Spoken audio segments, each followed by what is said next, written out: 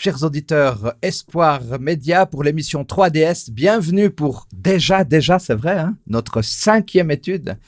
Et puis, nous étions déjà à 2 reprises avec Pierre et Samuel pour les études, la première étude de ce nouveau trimestre et l'étude numéro 3.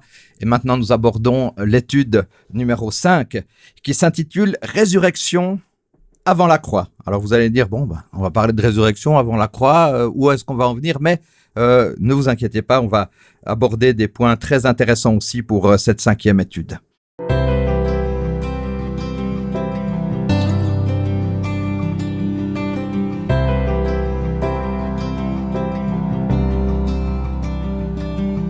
Avant cela, nous voulons, puis de faire les présentations encore une fois, nous voulons commencer par une prière. Samuel?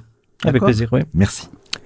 Notre Père, notre Dieu, merci beaucoup parce qu'on est ici réunis pour étudier la parole les uns avec les autres, Seigneur, mais aussi avec le but d'inspirer des personnes qui sont en train de regarder ça à la maison. Véritablement que ton esprit puisse nous guider, mais qu'il puisse aussi toucher et ouvrir le cœur de chaque auditeur, Seigneur. Qu'il puisse prendre de cette étude exactement ce que tu as envie de dire et que ça puisse être quelque chose de fructueux, de bon pour la vie spirituelle de chaque personne qui regarde. Je demande aussi, Seigneur, pour les thèmes qu'on va avoir, qu'on puisse bien les approfondir et comprendre justement qu'est-ce que tu veux nous enseigner avec tout ça. Je demande tout ça au nom de Jésus. Amen, Seigneur. Amen. Amen. Alors, on est très content de nous retrouver. Alors, pour plusieurs personnes, on vous connaît déjà, Samuel et Pierre, mais pour d'autres personnes, non. Donc, vous allez vous représenter, si ça vous dérange pas. Donc, Samuel, merci beaucoup. Alors, Samuel Cugnin, pasteur ici dans la région de Lausanne, marié avec Isabelle, papa de Diego qui a 2 ans. Et voilà, je pense que ça résume bien. Super.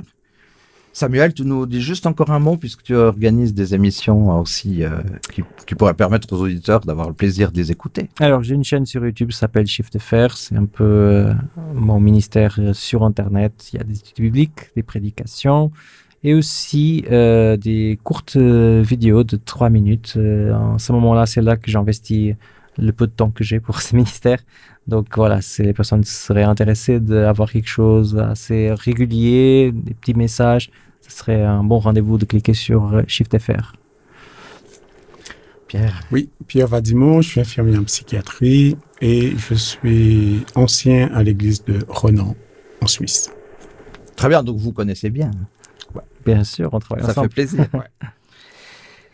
Voilà, donc comme je l'ai dit tout à l'heure, on aborde cette étude numéro 5 et résurrection avant la croix. Mais j'aimerais avant tout et avant d'aborder ce développement, quel personnage connu du passé aujourd'hui décédé aimerais-tu rencontrer? Ah, quelqu'un de passé, ok, pas forcément biblique. Alors, pas forcément, mais on pourrait par exemple prendre un personnage biblique et puis un autre personnage plus de la société. Mais je m'arrêterai quand même à un personnage biblique, peut-être.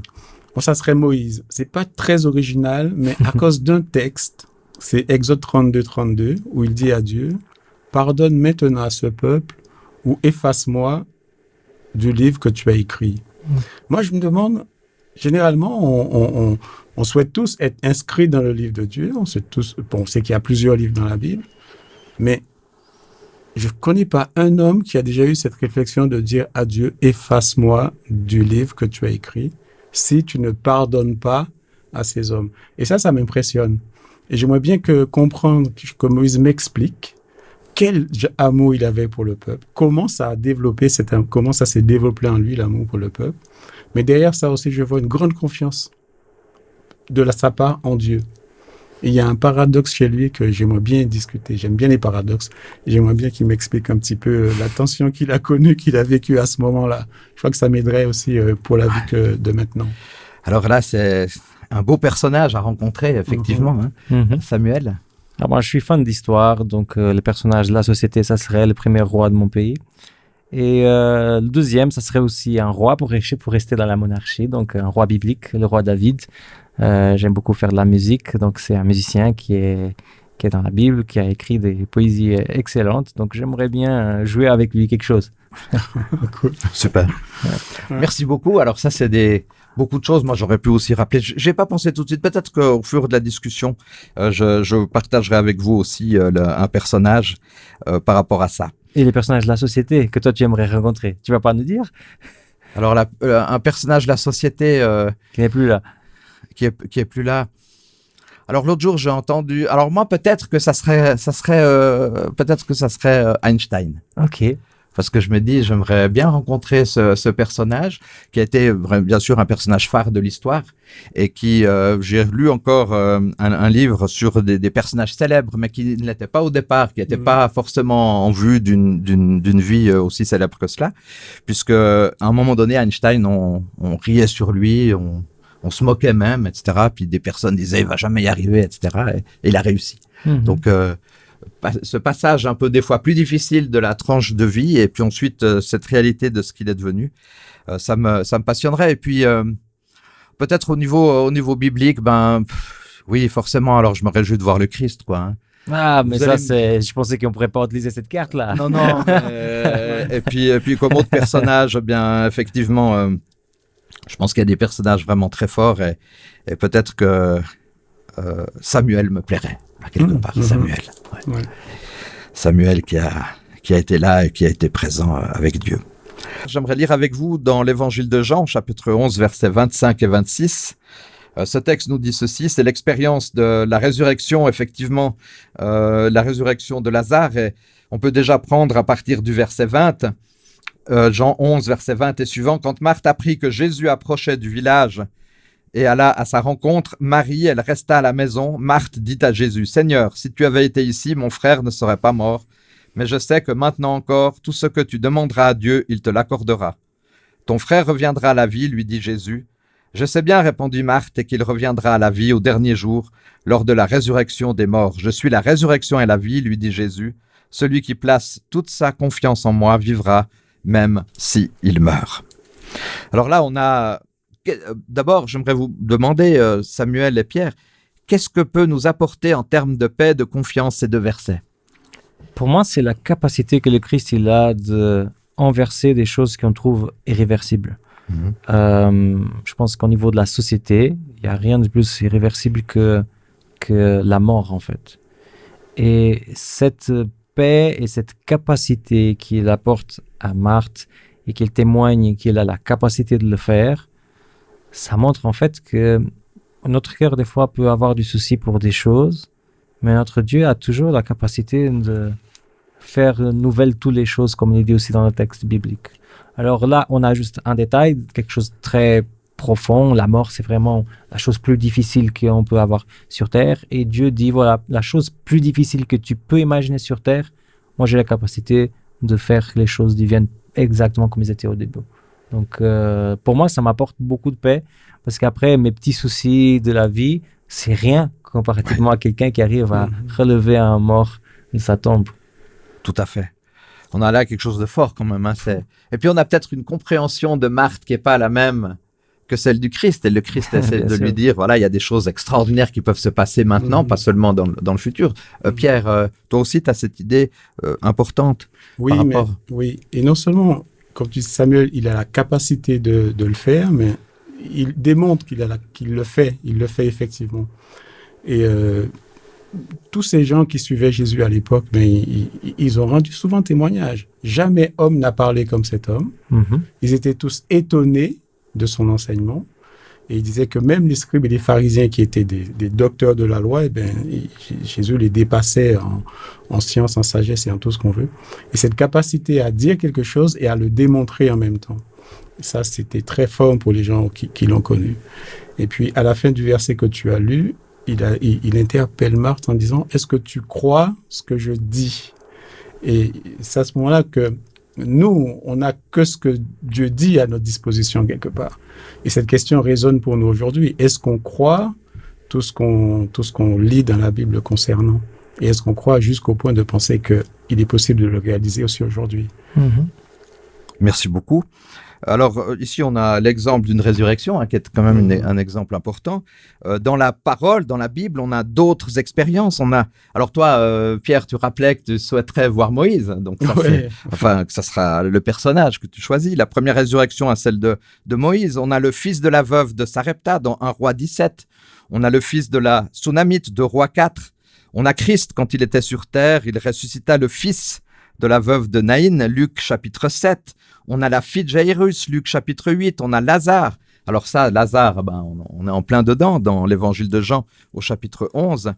Et à l'exception de Moïse, ils ont tous à quelque part été ressuscités dans un corps mortel et sont de nouveau morts plus tard. Ces cas peuvent confirmer, je pense, l'enseignement biblique de l'état inconscient des morts.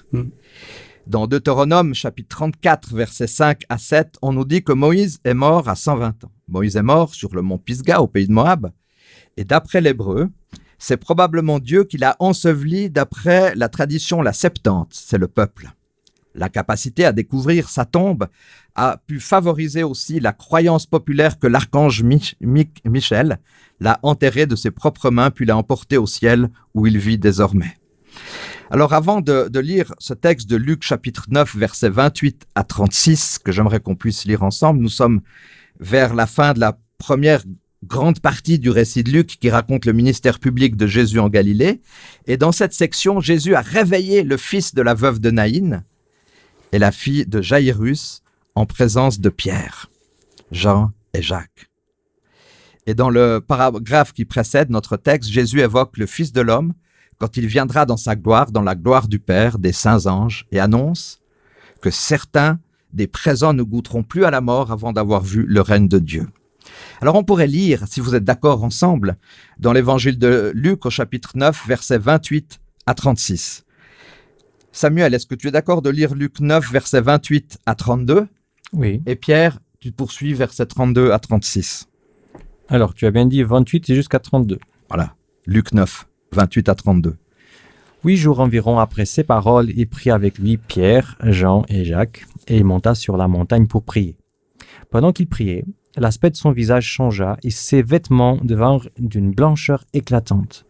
Il y avait là 2 hommes qui s'entretenaient avec lui. C'étaient Moïse et Élie, qui apparaissaient dans la gloire, parlaient de son départ et qui allait s'accomplir à Jérusalem.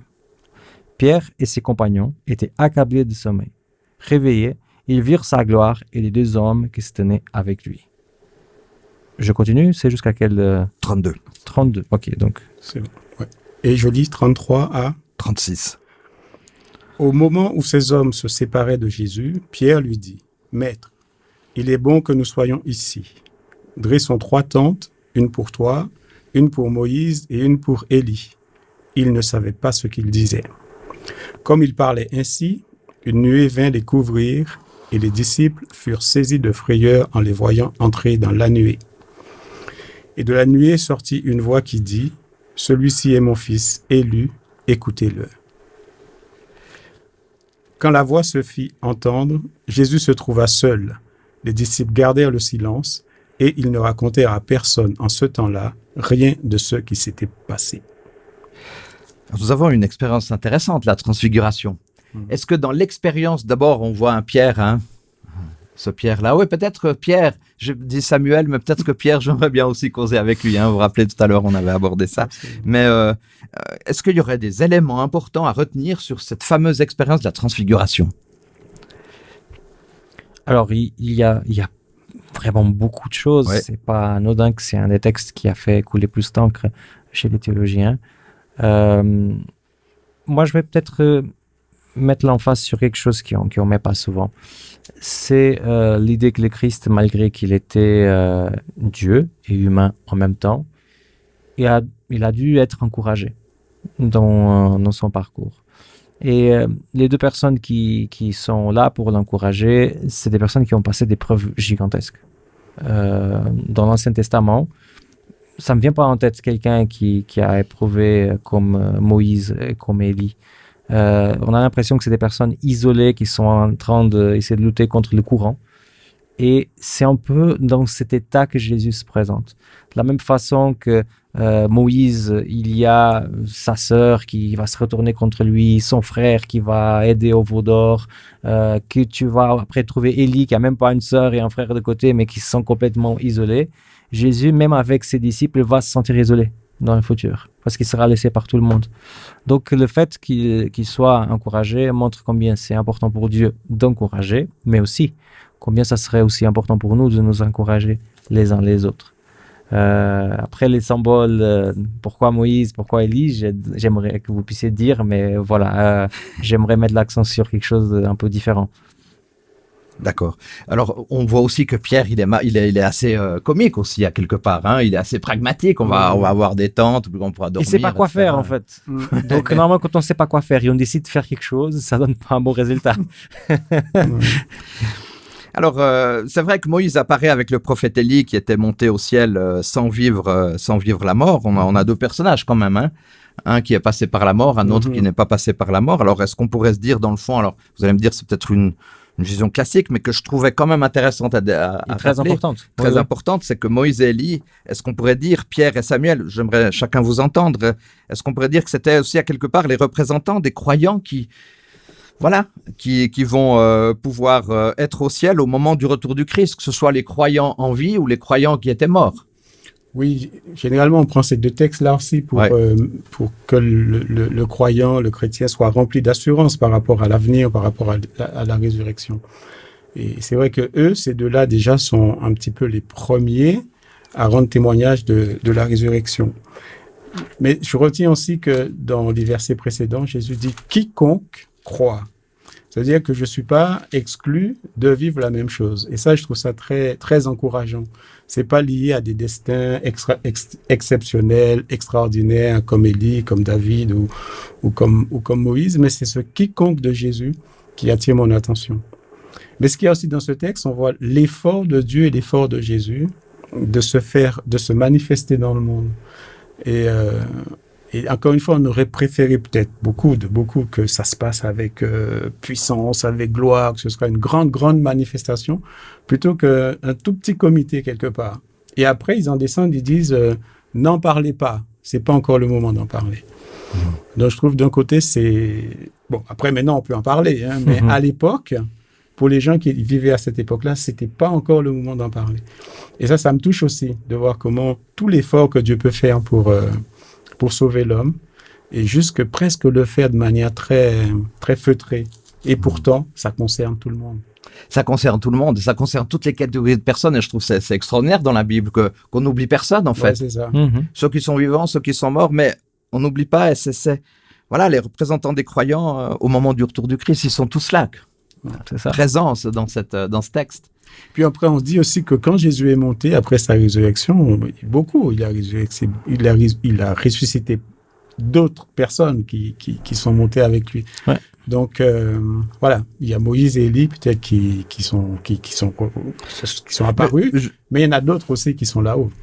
Je me suis demandé, Moïse n'a pas eu le droit d'entrer dans cette Canaan terrestre, mais bon, il a été emmené dans la Canaan céleste, mais est-ce que là, il y aurait un commentaire à faire? Ça devait être dur pour lui quand même, à quelque part. Bon, il y a une récompense quand même plus grande, vous allez me dire, mais c'était quand même dur pour lui, non? Mais j'aimerais être à sa place. Ouais. C'est dur. D'accord. Je suis d'accord, c'est dur. Mais cette dureté de vie, j'aimerais l'avoir.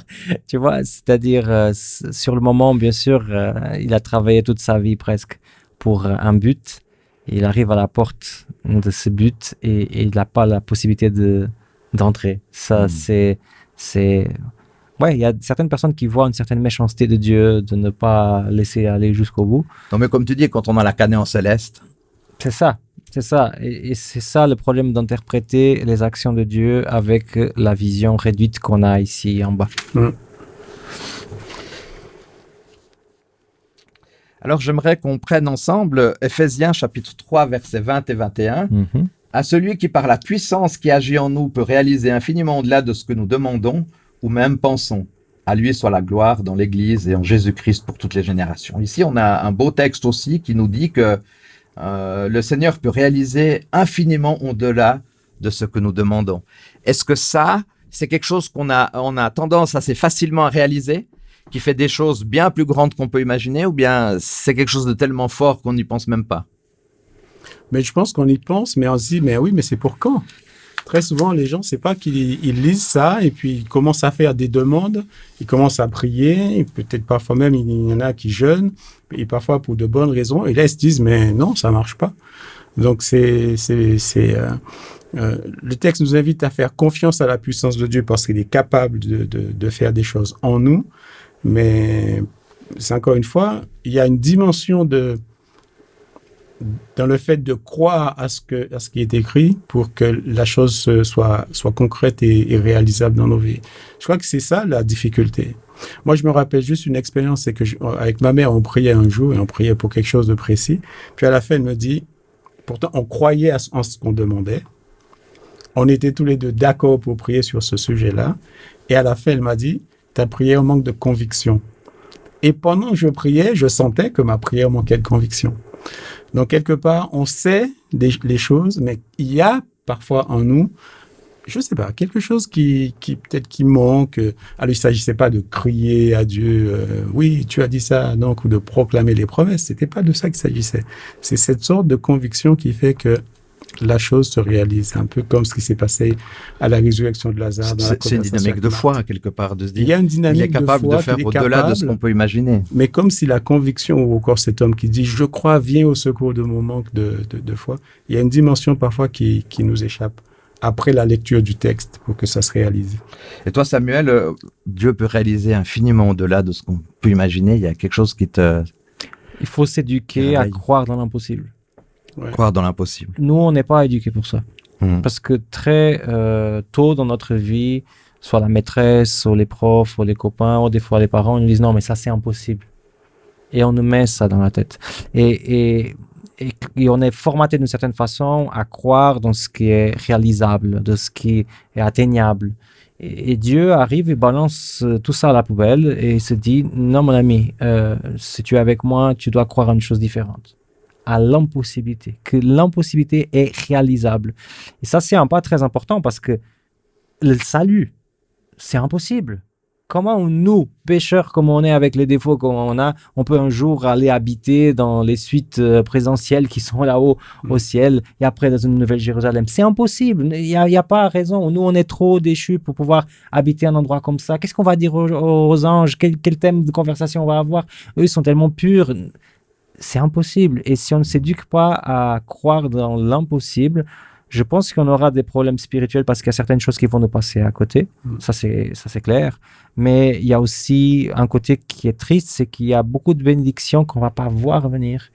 Comme Moïse, il était dans cette montagne, il commençait à se dire, ah, de toute façon, ce Dieu, il dit qu'il promet des choses et après, il ne délivre pas les choses qu'il promet.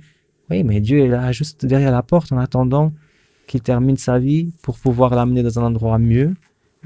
Et lui, il ne voit pas ça. Donc, j'aimerais être le Moïse qui arrive dans un moment et qui entend un nom de Dieu et qui fait confiance qu'il peut faire des choses impossibles toujours, plutôt qu'être un Moïse que non, laisse tout tomber et que laisse Dieu tomber et que voilà, pourquoi j'ai cru à tout ça. C'est quand même extraordinaire d'avoir cette foi, cette confiance, de se dire que Dieu est capable de faire des choses. Et puis, des fois, on se rend même pas compte que Dieu agit, puis on se dit Dieu n'agit pas, mais en fait, il agit. Mais il y a cette réalité-là qu'on doit essayer d'avoir cette sensibilité. Alors, à un moment donné, c'est une autre expérience de la parole qui signifie où Dieu a ordonné à Élie d'aller à Sarepta, une ville située en dehors d'Israël. Je trouve intéressant quand même dans la Bible. Peut-être un mot là-dessus. On a des expériences de situations, de personnages qui sont en dehors d'Israël. Peut-être, on pourrait dire en dehors de nos certitudes. Moi, c'est ce que je vois, mais après, vous voyez peut-être autre chose. Mais il y a beaucoup d'expériences où, pour finir, c'est en dehors d'Israël. Est-ce que là, il y avait un message aussi particulier que la parole, à travers l'inspiration, et Dieu veut nous montrer? En tout cas, la parole nous invite à ne pas déjà nous enfermer dans un groupe, de ne pas croire qu'il y a un groupe spécifique et que c'est ce groupe-là par lequel Dieu parle et puis c'est uniquement la pensée, la réflexion de ce groupe-là qui est vrai. En tout cas, moi je vois beaucoup de personnes, je rencontre beaucoup de personnes qui je vais dire ça comme ça, on n'est pas dans la même religion, mais quand je vois la manière dont ils sont reliés à Dieu, la foi qu'ils ont à Dieu, l'amour qu'ils ont pour Dieu, je crois que c'est moi qui parfois reçois des leçons et plutôt qu'à moi d'en donner du fait de mon appartenance à une église spécifique. Donc voilà, c'est ce que je pouvais dire par rapport à l'élection, par rapport à des... Voilà, on a plusieurs expériences comme ça à l'extérieur du peuple d'Israël. C'est quand même une démarche d'ouverture, peut-être, à quelque part, qu'on pourrait dire. Bien sûr. Sinon, les d'ouverture, d'amour, Oui, sinon, les sauvés seraient très étonnés quand ils arriveraient au ciel. Donc, Dieu a un projet de montrer, justement, toi, tu n'es pas plus spécial que les autres. Hein. Exactement. Même avec le peuple choisi, c'est impressionnant. Il prend le peuple choisi par Dieu et dit, écoute, il ne faut pas te sentir trop spécial, parce que regarde, il y a ces personnes qui ne sont même pas de ton peuple qui vont comme ça. Et on voit ça dans le Nouveau Testament. Par exemple, quand ils sont très étonnés que l'Esprit est descendu aussi sur les païens. Et ils se disent, mais comment ça c'est possible? Et encore Dieu, oui, je te prépare pour que tu ne sois pas très étonné et puis tu ne te sentes pas trop spécial. Donc, Exactement, ça pousse à l'humilité. Hein. Exactement, moi je trouve que c'est ça le projet de Dieu. Et là, il rencontre une pauvre veuve phénicienne qui était sur le point de cuisiner un dernier maigre repas pour elle et son fils avant de mourir. Leur vie épargnée grâce au miracle de la farine et de l'huile ne vont pas manquer jusqu'au retour de la pluie. Son fils tombe malade, il meurt. Élie crie au Seigneur et le Seigneur entend Élie. Le souffle de l'enfant va revenir. 1 Roi 17, verset 22. Plus tard, à Sounem, il rencontra une femme mariée influente qui n'avait pas d'enfant. Le prophète lui annonce qu'elle aurait un fils. Cela se réalise, mais cet enfant tombe malade, meurt. La femme se rend au mont Carmel et demande à Élisée de l'accompagner. Elle y prie avec insistance. Le Seigneur et l'enfant finissent par revenir à la vie. C'est des récits magnifiques, mais on pourrait s'arrêter là, puis on se dit, la vie est belle et c'est extraordinaire. On a des beaux récits. C'est des récits qui nous font du bien, des récits. Mais face à des situations quand même plus difficiles, c'est des récits, comme j'ai dit, magnifiques. Mais comment réagir peut-être à des fins un peu plus malheureuses quand même? Moi, je crois, là, ce sont des fins malheureuses, mais on perçoit bien aussi que ce sont des fins prématurées, quelque part. Déjà, pour la veuve et l'enfant qui va mourir, la famine, c'est quand même quelque chose de très particulier dans un monde où Dieu dit qu'il a tout créé en abondance. Donc déjà qu'il y ait une famine, on peut s'interroger pourquoi.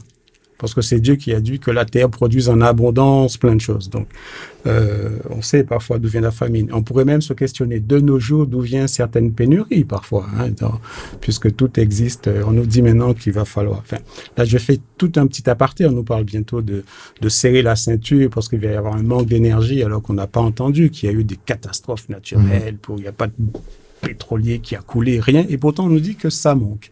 On peut se poser des questions parfois sur la manière dont les hommes fabriquent des manques, quelque part. Et ça, je trouve ça aussi. On sait que pour la veuve de Sarepta, la famine n'était pas seulement une question naturelle. Pour le fils aussi qui est né après la prière, c'est aussi une mort prématurée, quelque part. Donc, Dieu nous met en face de choses qui arrivent à des enfants. En plus, des enfants, c'est l'avenir. Et qui leur arrivent des destins prématurés. Un peu pour nous dire qu'il est obligé d'agir. Et quelque part, pour corriger ces fins prématurées, il a des hommes. Et qu'il les corrige de manière aussi radicale. Les morts sont ressuscités à ce moment-là. Et puis plus tard, la famine sera aussi stoppée de manière radicale. Donc, je trouve ça très, très encourageant de penser que ces malheurs, parfois, sont organisés et de toute façon, Dieu a des hommes prévus sur place, maintenant, aujourd'hui, pour pouvoir aussi apporter des corrections. Samuel, face à des récits aussi, effectivement, alors tu nous donnes une explication intéressante par rapport à la réalité de ce qui s'est passé dans la parole, ici, dans ces récits très, très forts. Une réaction par rapport à d'autres situations? Alors, la question qui vient souvent chez les croyants, c'est pourquoi lui et pas moi? Alors, pourquoi cette veuve a pu avoir son enfant et il y a autant de parents que dans les mêmes circonstances n'ont pas eu la possibilité de voir la résurrection de ces enfants pour l'instant? La réponse que j'ai est assez limite, mais pour moi, en tout cas, je trouve que ça correspond à un début de réponse, en tout cas. C'est que Dieu n'est pas une machine. Quand tu vas dans une vending machine et tu mets ton jeton ou ton franc, tu appuies sur ce que tu veux, les frites ou la boisson, ça tombe. La machine est obligée de faire ça. C'est une machine. Dès que tu insères la bonne somme et que tu cliques sur le bon bouton et que tu fais pas un truc bizarre, ça va tomber. C'est comme ça. Elle fait ce que tu demandes. Mais Dieu n'est pas une machine. Dieu est un être. Et un être, il a une volonté. C'est-à-dire que quand je pose une question à Pierre, « Pierre, est-ce que tu peux prêcher samedi prochain ?» J'attends une réponse que c'est oui, ou non. Normalement, dans une relation saine, c'est comme ça que ça marche. On pose une question, on attend oui ou non. Dans une relation qui n'est pas saine, on pose la question et on veut oui. Et des fois, on veut avoir ce type de relation malsaine avec Dieu. De se dire, mais comment tu me dis non si tu as tout le pouvoir, si tu peux le faire? Comme si c'était une machine. C'est exactement le même schéma. Mais j'ai mis mon jeton. C'est quoi le jeton? C'est moi, je vais à l'église, je lis ma parole, j'ai pris. Comment tu oses ne pas répondre à ma prière et ne pas faire ça? C'est un peu gonflé, hein? C'est très gonflé et à mon avis, ça montre que la personne n'est pas en relation. Et si vous remarquez, la personne que normalement a la bénédiction de voir un miracle, c'est quelqu'un qui est dans un chemin de relation. Si on n'est pas dans un chemin de relation, c'est très difficile, même si Dieu fait un miracle devant nous, qu'on puisse considérer ça un miracle. Regardez les pharisiens. Quand Jésus faisait des choses, ils disaient, c'est probablement par Belzéboul qui fait tout ça, parce que franchement, ils n'arrivent pas à se dire, oh purée, mais j'ai vraiment quelqu'un d'important devant moi, je devrais me questionner. Ils n'arrivent pas. Alors, pour ces questions malheureuses, pour les personnes qui passent pour des souffrances telles, moi je dirais, demande quand même à Dieu, parce que Dieu est un Dieu de miracles, on doit le dire. La Bible est remplie de miracles, pas pour nous faire penser que c'est autre chose, non, Dieu fait des miracles, mais accepte la réponse de Dieu. Accepte que Dieu n'est pas une machine et qu'il peut te dire non. Ça, c'est important. Et puis, c'est vrai que c'est la relation qu'on entretient avec Dieu tous les jours qui va nous permettre d'accepter des réponses ou des non-réponses selon ce qu'on souhaitait. Et très souvent, c'est vrai qu'on peut avoir une réponse qui n'est pas celle qu'on attendait, mais on voit quand même que Dieu, il a toujours ce plan magnifique pour nous. Alors, si c'est pas possible de faire le même miracle que Jésus a fait, mais nous pouvons aussi, quand même venir en aide à ceux qui souffrent autour de nous. Est-ce que dans l'aide des personnes qui souffrent autour de nous, qui ont besoin d'aide, est-ce que vous auriez peut-être un mot à dire ou une expérience à partager? Quand j'ai commencé mes études d'infirmier, il y a un psychiatre qui disait, on ne peut pas soigner quelqu'un si on ne l'aime pas. Et plus tard, quand on commence, ça c'est pour apprendre c'était pour apprendre mon métier. Donc on me met en situation, on me passe le message, si tu veux bien le soigner, aime-le. Mais une fois après que tu es dans un service en train de travailler, on te dit, mais tu n'es pas là pour aimer les gens. Hein. Ouais, c'est ça la difficulté. Alors là, c'est paradoxal quand même. C'est ce paradoxe. Et c'est comme quand tu parlais tout à l'heure d'éducation, c'est là qu'il y a un fossé qui se fait. Donc, c'est, comment dire, oui, moi je continue à penser qu'on ne peut pas soigner les gens si on ne les aime pas. Et même si après, pour des raisons, je dirais, parfois c'est plus pour des raisons économiques qu'on nous dit qu'il ne faut pas aimer les gens. Parce que quand on aime quelqu'un, on va forcément dépenser pour cette personne-là. Peut-être même qu'on va dépenser au-delà de ce qu'on a. C'est un peu l'exemple du bon samaritain. Et puis, donc, c'est un petit peu là où je veux en venir avec l'aide qu'on peut apporter. Commençons par les aimer et on verra jusqu'où on pourra les aider. Mais si on ne les aime pas et on cherche à les aider, peut-être qu'on les lâchera au moment précis où ils auront vraiment besoin de notre aide. L'amour de l'autre. Une fois, quelqu'un disait, ça va toujours rester, c'est pas, à quelque part, c'est la relation qui crée l'adhésion, mais pas l'inverse. Oui. L'amour qui va créer l'adhésion, parce que des fois, on veut faire des tas de choses pour créer quelque chose, mais c'est l'amour qui crée cette adhésion, quoi, avec l'autre. J'ai été déçu une fois, je rajoute juste ceci. Parfois, on fait des programmes d'évangélisation et j'ai entendu quelqu'un qui disait, quand on rencontre quelqu'un qui a besoin de quelque chose, demandons à Dieu. Mais je pense que si on rencontre quelqu'un qui a besoin de quelque chose et que la personne, on doit lui demander, mais de quoi tu as besoin? C'est ce que Jésus faisait, en fait. Il demandait à la personne, mais de quoi tu as besoin? Alors peut-être qu'on demande à Dieu de nous aider si on n'arrive pas à satisfaire aux besoins de la personne. Mais si on rencontre quelqu'un qui est dans le besoin et qu'on demande à Dieu, à mon avis, on se trompe de regard. Le regard devrait se porter sur celui qui a besoin. Tout à fait. Alors, on a d'autres expériences ici. Une pauvre veuve phénicienne qui n'est pas israélite, la femme sunamite qui n'est pas du peuple hébreu. On a dit quelques mots là-dessus tout à l'heure. On ne va pas revenir ici. Mais on a aussi une expérience puisque tout au long de notre trimestre, on va parler du sommeil et du réveil. On va parler de la mort et de la résurrection. La fille de Jairus, qui était malade pendant 12 ans, où Jairus va supplier Jésus. Mais à un moment donné, il est dit dans Marc 5, verset 35, « Ta fille est morte. » Et Jésus dit au Père, « N'aie pas peur, crois seulement. » Et Jésus dit, « L'enfant n'est pas mort, mais il dort. » la mort est un sommeil.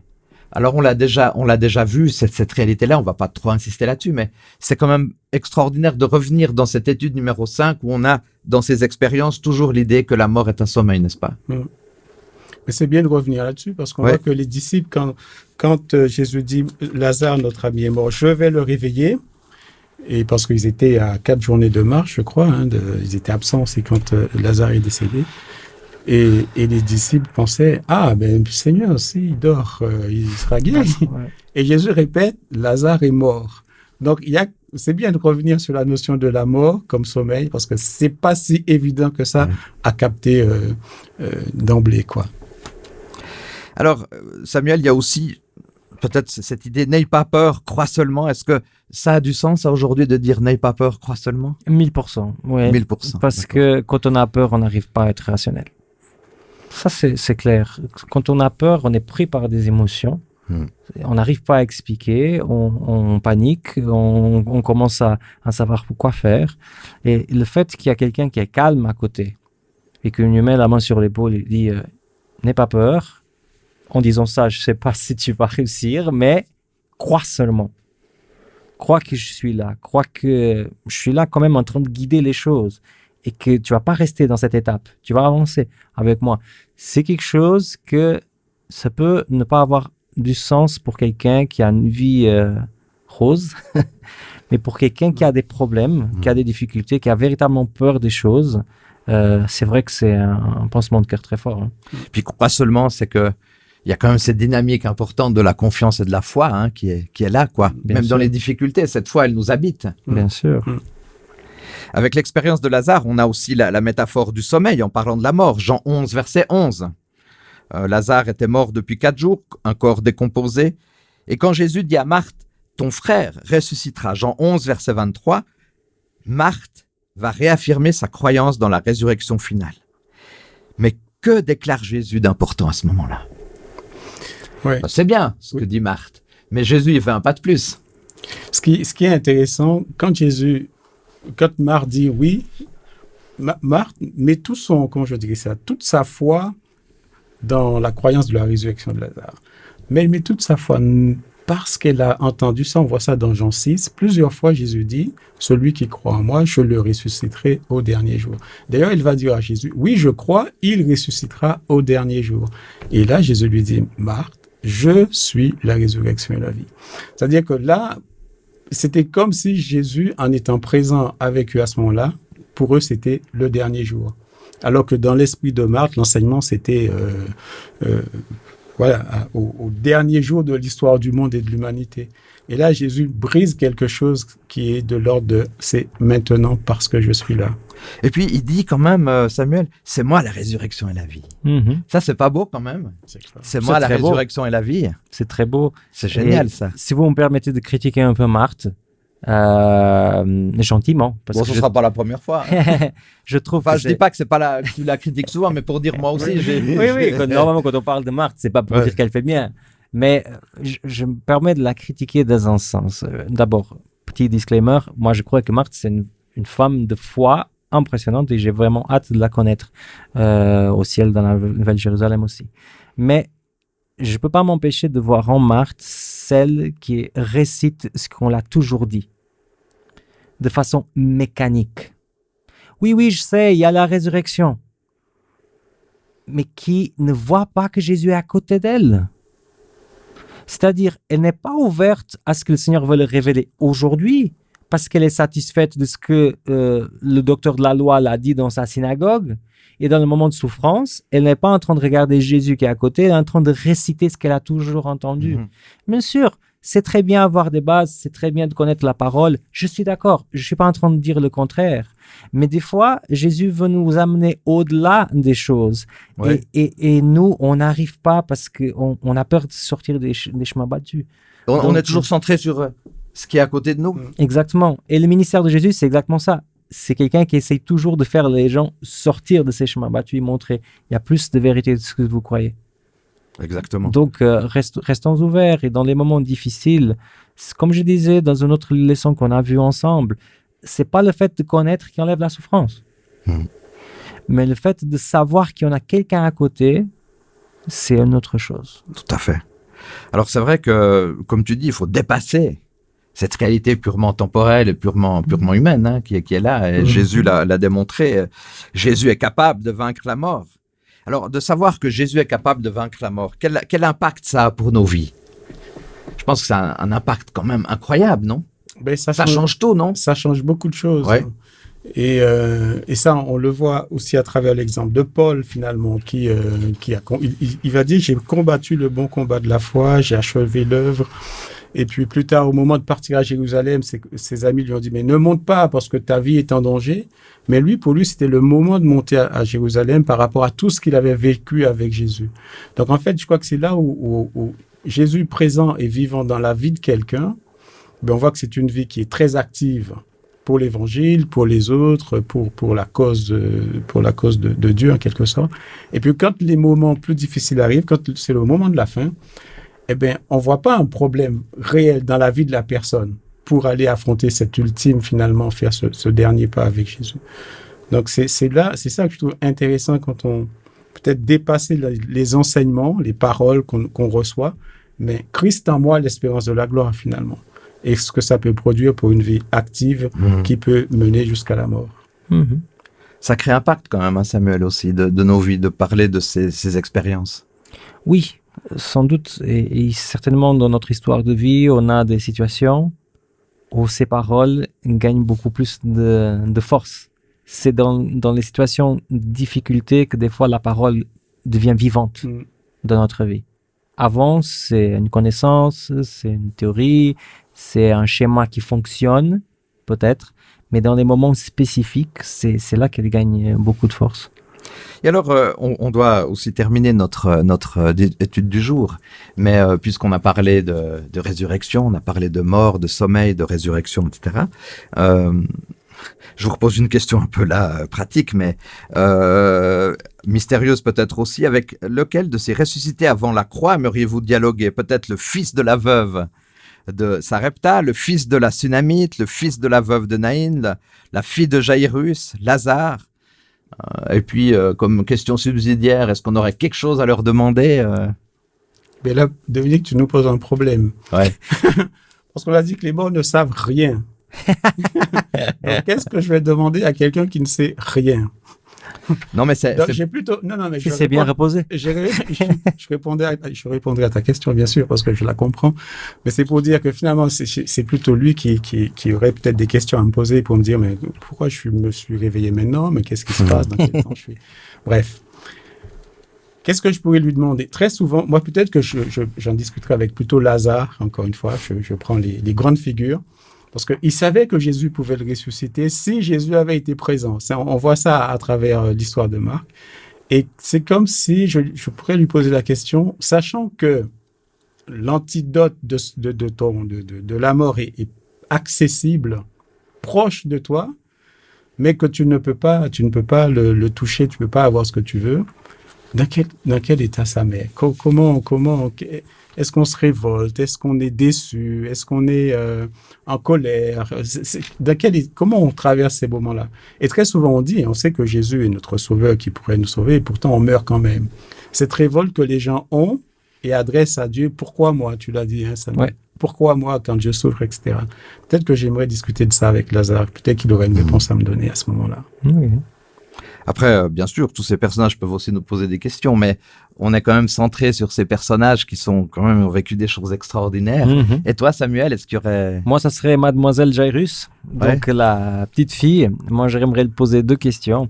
La première, combien de temps son père il a pris pour aller finalement aller chercher Jésus? Parce que j'ai l'impression qu'elle est tombée malade et que Jairus a essayé de soigner avec les médecins qu'il y avait et que ça s'empire et après on prie et c'est vraiment au dernier moment que ils appellent Jésus. Moi, j'aimerais voir si c'était exactement ça. C'est moi qui fais cette histoire dans la tête. Et deuxième chose, c'est j'aimerais lui poser la question, comment ça a été sa vie après ça? Jusqu'à quel point le fait que Jésus l'a ressuscité, ça a impacté sa vie spirituelle? Et j'espère que ça soit des réponses belles, c'est-à-dire celle du non, rien, ça, je serais triste. Mais en même temps, dans ma vision, moi, je pense que tu peux pas vivre ça sans sans que ça te fasse quelque chose. En tout cas, on a vu, Samuel et Pierre, aussi ces expériences quand même très fortes de mort, de résurrection. Alors, il y a des situations qui ont été rappelées dans notre texte. Il y a d'autres situations peut-être plus difficiles, plus concrètes. On n'a pas que des morts et des résurrections, mais en même temps, on a en filigrane aussi tout au long de notre trimestre cette réalité qu'il y a cette espérance de la résurrection suite à la mort. Et ça, c'est ce qui va encore nous habiter tout au long de nos réflexions. En tout cas, merci infiniment. Vous avez été là à 3 reprises pour ces 5 premières études. J'aimerais vous remercier de vos échanges, de votre apport. Ça m'a fait vraiment très plaisir de collaborer avec vous.